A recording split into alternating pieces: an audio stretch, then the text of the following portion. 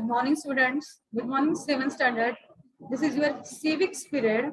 Today we are going to learn lesson number 1, and that is introduction to our constitution. Okay, take out your history books. Take out your history books, and page number is 63. Page number 63. Introduction to our constitution. Constitution means what? Constitution means Rajya Ghati. Okay, Constitution is a statement of the basic principles and laws of nation, state or group. Okay, constitution is statement. क्या है वो? एक statement है जिसमें क्या लिखा है? The basic principles लिखे हुए हैं. और क्या लिखा हुआ है? लॉज ऑफ नेशन, यानी कोई भी राज्य किस तरह से चलाया जाए उसके सेट ऑफ रूल्स उसमें लिखे गए हैं. कुछ चेंजेस भी किए गए हैं बाद में, लेकिन हम उसे क्या कहेंगे? Constitution. Doctor Baba Saheb Ambedkar is called the architect of the Indian constitution. Doctor Baba Saheb Ambedkar को क्या कहा जाता है? भारतीय राज्य घटना के शिल्पकार. There were 22 parts, 395 articles, and 8 schedules in the original constitution. Now let us learn about it. Introduction to our constitution. Let's revise a few things. In the civics textbook of the previous classes, we saw many reasons why rules are necessary in our lives. Yes, rules are very necessary in our lives. Otherwise, there is a chaotic situation, right? In everywhere. We follow norms. Norm means ways and rules in order that the activities in the family, our school, our village or city are carried out smoothly.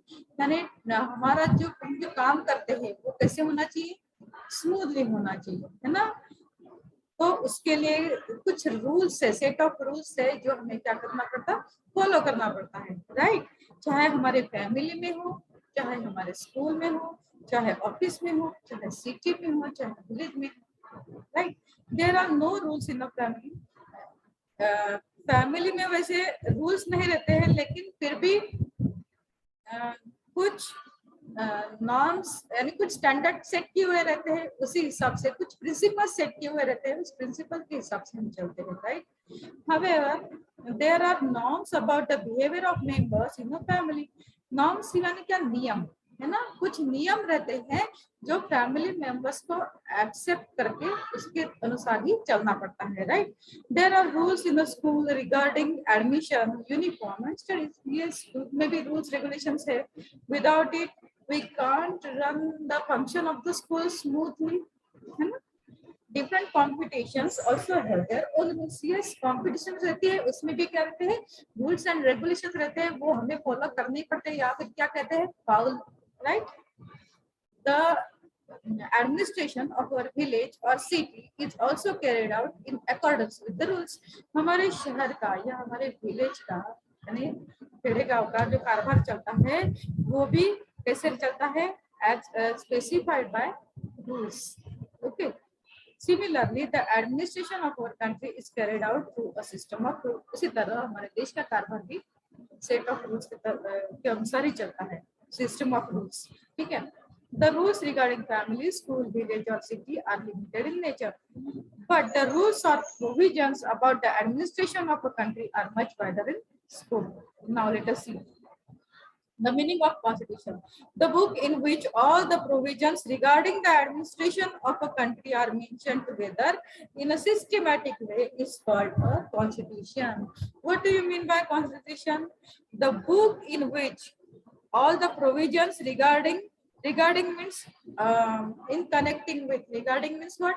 In connecting with the administration of the country are mentioned, यानी किसी भी देश का राज्य कारभार किस तरह से चलाया जाए वो, और उसके लिए यानी सेट ऑफ रूल्स जो लिखे गए हैं उसको फॉलो करके ही हम अपना कोई भी देश का राज्य कारभार स्मूथली चल सकता है ना?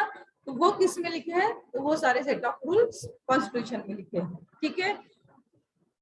Once again, see the book in which all the provisions regarding the administration of a country are mentioned together in a systematic. किस तरह से लिखा है वो? Systematic में. ठीक है? It's called a constitution. This makes the constitution a written document of the provisions related to the administration of the country. और क्या ये जो है कॉन्स्टिट्यूशन, उसे क्या बनाया गया है? Written document. उसे हम क्या कहेंगे? Written documents. Okay, this make the constitution a written document of the provisions related to the administration of the country.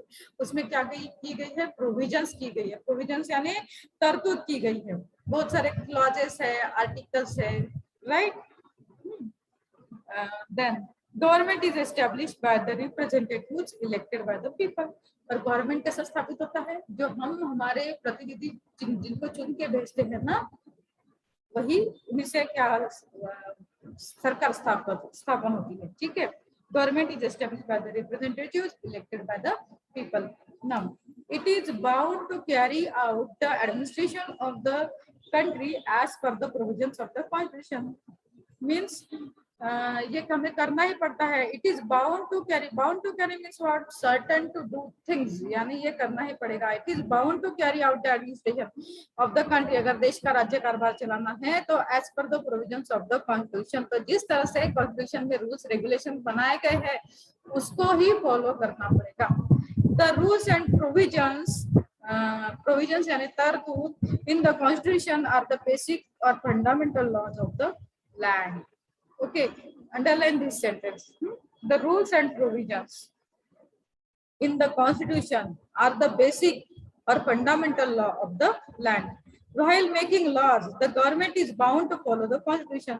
अगर कोई नया कायदा भी बनाना है ना तो भी गवर्नमेंट को किसको फॉलो करना पड़ता है? कॉन्स्टिट्यूशन को। if it does not do so, अगर ऐसा नहीं हुआ, then the judiciary means what? judiciary means न्याय व्यवस्था। okay, अदालत। judiciary can declare those laws null and void or unconstitutional। अगर इस तरह से नहीं हुआ तो न्याय व्यवस्था या अदालत वो जो लॉ डिक्लेयर किया गया है, वो क्या डिक्लेयर करती है कि जो लॉ है ऑलरेडी लिखा हुआ वो क्या है? नॉट वैलिड और unconstitutional, not in accordance with the political constitution. Okay, provisions in the constitution.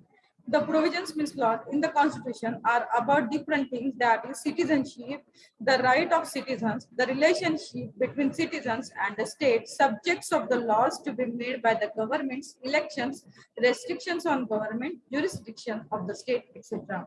see this paragraph।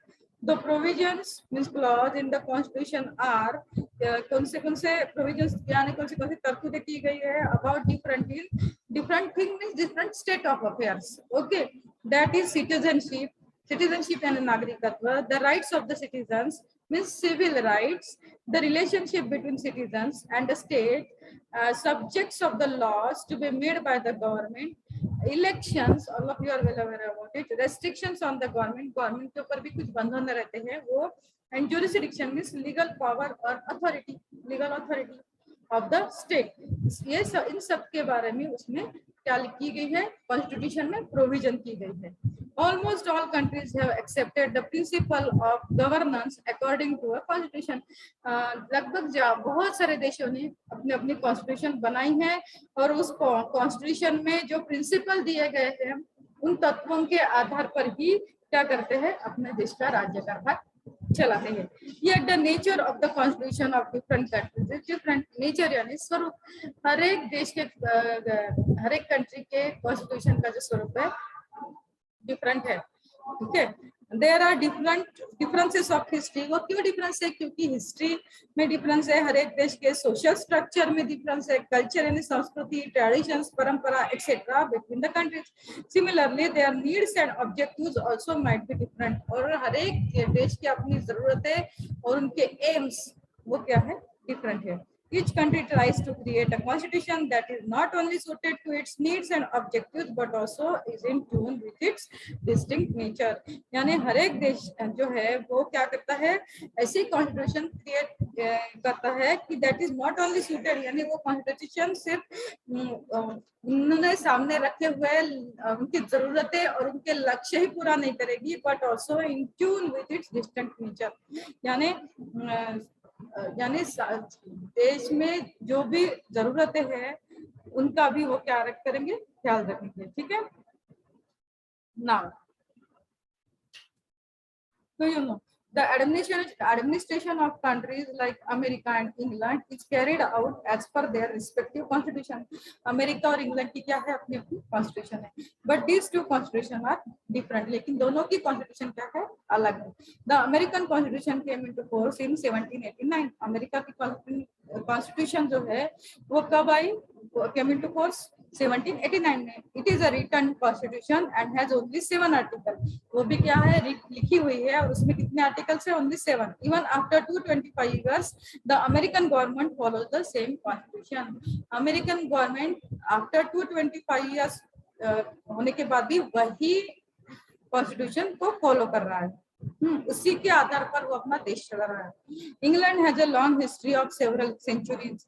The rules of running the country here are found in the form of conventions. Conventions means generally accepted standards, okay. Norms means rules and traditions यानी परंपरा. Yet they are followed meticulously यानी carefully.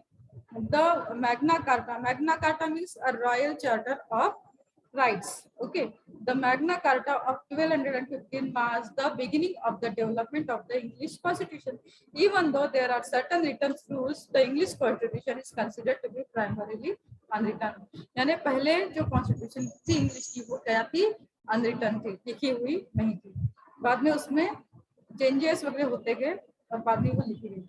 Necessity of a constitution. There are several advantages of governing a country with the help of rules or provisions included in a constitution. क्यों जरूरत है constitution की, क्योंकि उसमें there are several advantages of governing a country में लिखा हुआ है, रूल्स लिखे हुए हैं कि प्रोविजंस की बताई गई है किस तरह से देश चलाना चाहिए. Government has to function within a set of rules. This reduces the possibility of the misuse of the power and authority they have given. क्या है, गवर्नमेंट जो है, गवर्नमेंट का जो अपना कामकाज करता है वो काम कैसा होना चाहिए, उनका फंक्शन स्मूथ होना चाहिए, है ना, और रूल्स एंड रेगुलेशंस के मुताबिक होना चाहिए. और अगर उसी तरह से अगर वो फॉलो करते हैं जो रूल्स दिए गए उससे, तो उनके हाथ में जो पावर है गवर्नमेंट के हाथ में, उसका मिसयूज होने के चांसेस क्या है, बहुत ही कम है. ओके, और उनको जो अधिकार दिए गए हैं, अथॉरिटी जो दी गई है, उसका भी वो मिसयूज नहीं कर सकते. Constitution includes the rights and freedom of the citizen. उसमें किसका समावेश है, राइट्स यानी अधिकार, और फ्रीडम यानी स्वातंत्र्य. किसकी बात का, सिटीजन यानी रहवासी लोगों का स्वातंत्र्य है, उसके बारे में भी कॉन्स्टिट्यूशन में दिया गया है. Government can not take away these rights. Government भी उनसे वो अपने अधिकार नहीं छीन सकती. Therefore people's right and freedom are safeguarded. इसलिए वो क्या है, सिक्योर है. Running a country as per the provisions of the Constitution is the same as establishing the rule of law. So yes, what they said, running country as per the provisions of the Constitution, यानी Constitution में लिखे गए provisions के आधार पर ही क्या करना पड़ता, देश चलाना पड़ता, is the same as establishing the rule of law. ठीक है. Then there is no scope for the misuse of power or high-handed administration. High-handed administration means using authority or power without considering other. यानी कोई भी government में जितने भी officers है, जो भी काम करने वाले लोग हैं, वो कोई भी डिसीजन अकेले नहीं ले सकते, ना ही वो कुछ एज्यूम कर सकते हैं. ठीक है, और ना ही वो यानी विदाउट कंसिडरिंग एनीवन वो कोई भी डिसीजन नहीं ले सकते. If a country is run as per the constitution, the faith that the common people have in the government increases. अगर constitution में लिखे हुए set of rules अगर follow करते हैं, तो ही लोगों, कॉमन मैन जो है, उनका भरोसा रहेगा किस पर, उनका विश्वास रहेगा किसके ऊपर, गवर्नमेंट के ऊपर. ठीक है. Then become keen on means eager to know. ठीक है, participating in the activities of the government, यानी फिर लोग भी गवर्नमेंट की एक्टिविटीज में उनका साथ देंगे, शामिल होंगे. Democracy is strengthen due to the increase participation of the people. Constitution presents some political ideals before the country. The nation is also bound to act. Bound to act means compulsory in that direction. It creates an atmosphere conducive. Conducive means what, helping or making happen. Okay. It creates an atmosphere conducive to attain world peace and security and preservation of human rights. यानी इस तरह से ऐसा वातावरण तैयार होगा जो पोषक होगा किसके लिए, वो पीस के लिए, शांति और सुरक्षितता बनाए रखने के लिए और ह्यूमन राइट्स को भी प्रिजर्व करने के लिए. Since the Constitution also includes the list of citizens' duties, it fixes the responsibility of the citizens as well. यानी citizens यानी लोग, देश में रहने वाले लोगों की ड्यूटीज और रिस्पॉन्सिबिलिटी क्या है उसके बारे में भी कॉन्स्टिट्यूशन में लिखा हुआ है. What is administration? Administration यानी राज्य कारभार यानी क्या? What is included in the administration of a country? Government has to make laws relating to several subjects such as defending the boundaries, protecting the people from external aggression, eradication of poverty, creating employment, education and health services, encouragement to commerce and industries, protection of the weaker section, making policies for the progress of women, children and tribal people, etc. See here what I said. Government has to make laws relating to several subjects. बहुत सारे subjects ऐसे होते हैं जिसके ऊपर government नए नए laws बनाती रहती है ना. Such as defending the boundaries यानी हमारे देश की boundaries की सुरक्षा. Okay. Protecting the people from external aggression, लोगों का संरक्षण करना जो बाहर परकीय आक्रमण से. Then eradication of poverty means root out poverty, गरीबी निर्मूलन, creating employment, new jobs opportunity available करवाना, education and health services. Okay, means build new hospitals और उसके रेट भी ऐसे रखना कि जो कॉमन मैन को पॉसिबल हो भरना वहाँ पे. ठीक है. Encouragement to commerce and industry, व्यापार और वाणिज्य को बढ़ावा देना. Protection of the weaker section of the society. Protection weaker section means was SC, ST and other backward classes and are economically backward. ठीक है. ऐसे लोगों को क्या करना, प्रोटेक्शन देना. Making policies for the progress of women, औरतों का सबलीकरण करना. Then children and the tribal people, इनके लिए भी काम करना, etc. Government has to bring about desirable changes in the society by implementing law. ये law apply करके government society में changes ला सकते हैं. In short, governments in modern times have to take decisions related to different issues, right from space research to public cleanliness. यानी सारे के सारे subjects के ऊपर government क्या कर सकती है, decision ले सकती है. ठीक है. In short, governments in modern times have to take decisions related to different issues, right from space research से लेके public cleanliness. Okay, this is governance or administration. Having understood the meaning of constitution and governance, we shall see now how the Indian Constitution was made. अभी ये देखते हैं कि भारतीय राज्य घटना किस तरह से अस्तित्व में आई या बनाई गई, कैसे बनाई गई. ठीक है. Background to the making of the Constitution. The process of the making of the Constitution of the Indian Constitution started in 1946. उसके कब शुरुआत हुई, 1946 में. The leaders of the freedom movement insisted means force. ठीक है. That the independent India will be governed not by the laws made by the British but by laws made by Indian themselves. पहले जो British लोगों ने लिखी हुई constitution थी, राज्य घटना थी, उसी के तहत देश का कारभार चलता था. लेकिन अभी देश आजाद हो रहा था तो उसके लिए जो लोग थे उन्होंने क्या कहा, लीडर्स थे फ्रीडम मूवमेंट में जिन्होंने पार्टिसिपेट किया था, उन्होंने इंसिस्ट किया कि नहीं, अभी हमारा जो देश है वो स्वतंत्र होने वाला है, तो उसकी जो है कॉन्स्टिट्यूशन वो हम खुद ही लिखेंगे. ठीक है. A committee was established to prepare the constitution of independent India. Committee स्थापित की गई. It come to be known as the Constituent Assembly. उसी कमेटी को क्या कहा जाता है, Constituent Assembly कहा जाता है. Okay. Now let us see about Constituent Assembly. India became independent on August 15, 1947. Before that, the British ruled over India.